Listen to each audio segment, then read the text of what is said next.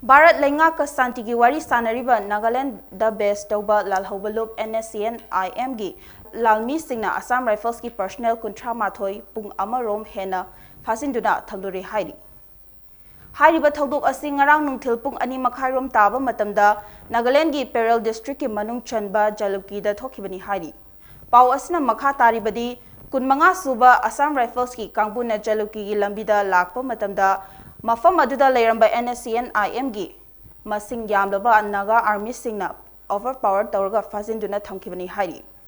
NSCN-IM gi Lalmeeshing aduna aikoi gi area lansinduna Assam Rifles ki Kangbu adu changsilla I haibagi maralda Assam Rifles ki Kangbu adu Phajindkibani Hairi.